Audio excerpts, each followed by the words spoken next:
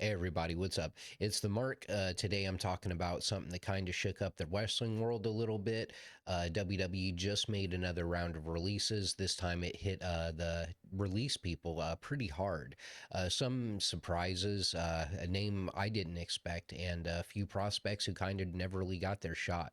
So I'm going to go down one by one, break down who's out, why it happened, and what might be next for them. So the first one that we're going to get to is definitely a surprise on a lot of people's lists, and that's going to be the biggest name on the list, probably Wes Lee. This one shocked me because he was a former North American champion, tag team champion, pretty exciting guy in the NXT locker room. Got hurt in 2024, but once he got healthy, he'd be right back in the mix, is what everyone thought. But apparently, they didn't have any main roster plans for him, and there were concerns that his back hadn't fully healed to where they wanted it. So instead of keeping him on standby, they just let him go. That's a seems like to be a massive loss for NXT. Wesley has pure babyface energy, a really good connection with the audience, sort of unique look, and a lot of athleticism. He'll probably land on his feet. Who knows? AEW, TNA, New Japan would be lucky to have him. Who knows? Also. Um, I believe Zachary Wentz from the Rascals basically tweeted him or Instagram some of the social media things that he was like, "There's always a spot for you here in the Rascals." Um, so yeah, we'll see what's up with Wesley in the next coming months, and that brings us on to Stevie Turner. She's been with NXT since the NXT UK days. She was doing some on-screen GM work with Evolve.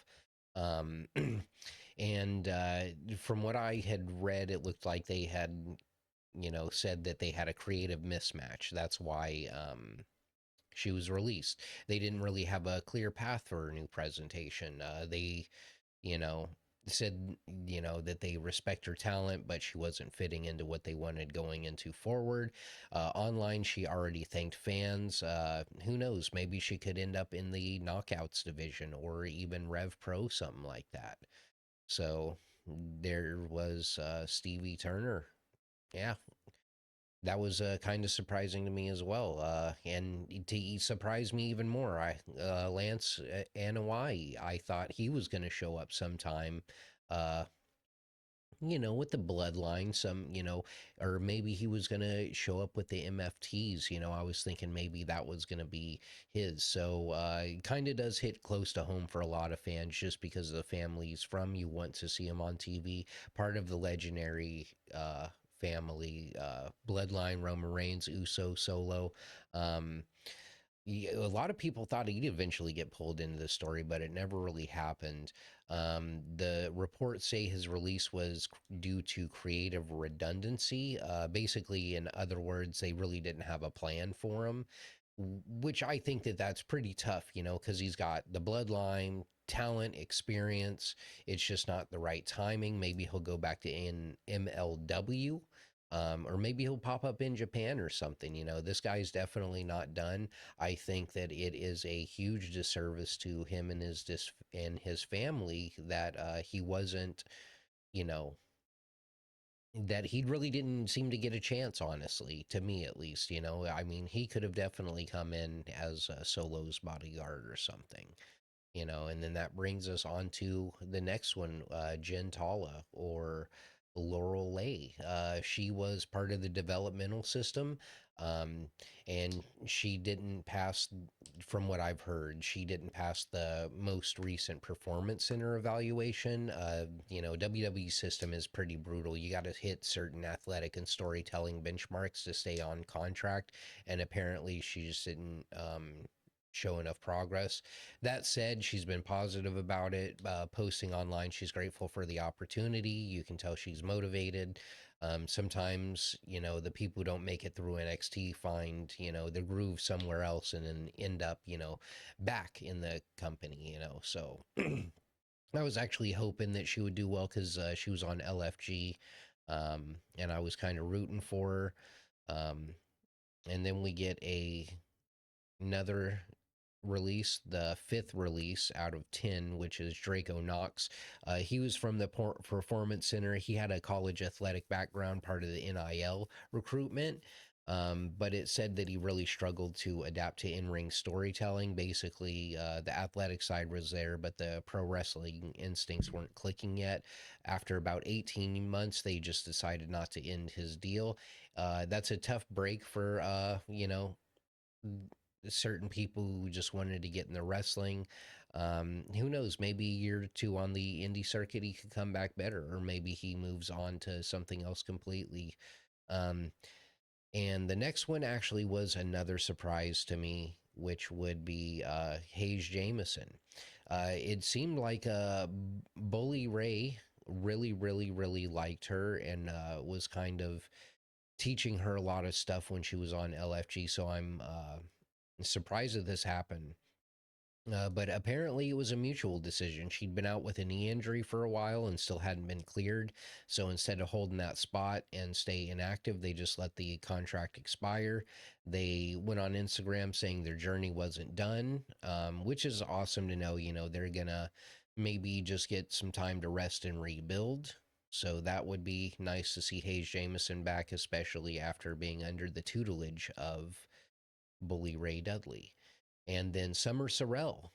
She was one of the level up talents. She started doing small appearances on NXT tapings. She was released as part of what they were calling a creative downsizing, meaning they just had too many people in the rotation from what it looks like. They didn't have a spot for her. She did show a lot of potential. She had natural charisma, just overloaded with new signees. Who knows? She might end up in Shimmer, Mission Pro, or who knows, maybe even AEW's training system. And then we get on to the next one, the one that I actually was most well, I don't want to say upset about it, but I definitely could have seen this guy going a lot farther. Another person under the tutelage of Bully Ray Dudley, BJ Ray, Braden BJ Ray. So he was from LFG, one of the newer Performance Center recruits. He came from the open tryout camps. Um, they say the feedback reportedly said he was struggling to adapt to television pacing, which means he might have just looked solid, but he wasn't camera ready yet. Maybe they didn't like his attitude. If you see from the show, I'm not really sure if that's really how he was or if that was just for the show because, obviously you got to get people tuning in. Um, he really wasn't on contract too long, but that's kind of the business side of it. Not everyone's ready for live TV, but with more time, I'm sure he could find his footing somewhere else.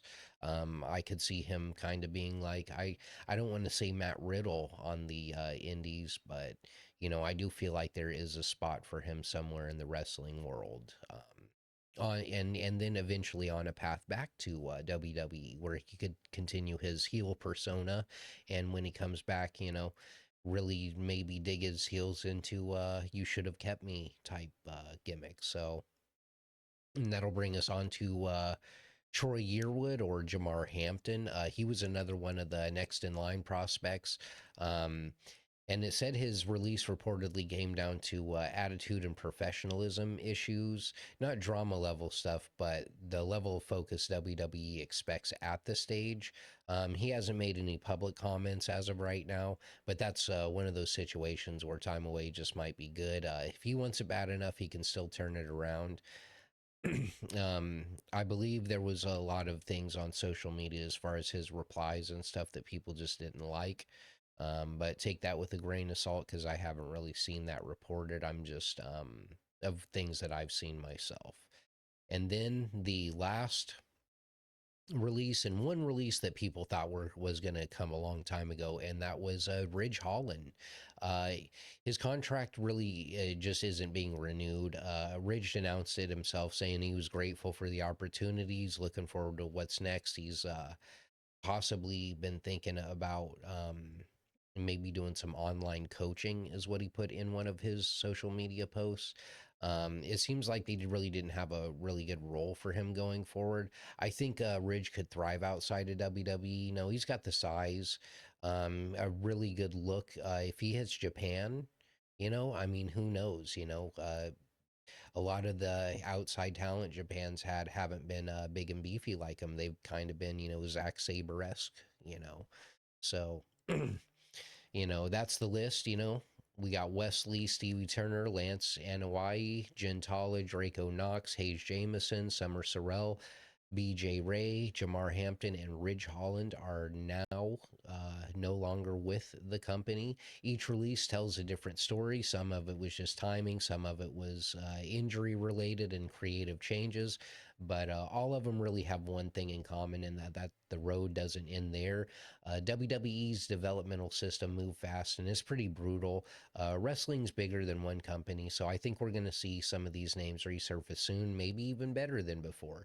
So, hey, let me know what you think, who surprised you most, and who's got the brightest future after WWE. Drop it in the comments, like the video, tag me on X. Let's keep the conversation going. I'm the Mark. This has been the Mark Talks, and I'll see you next time.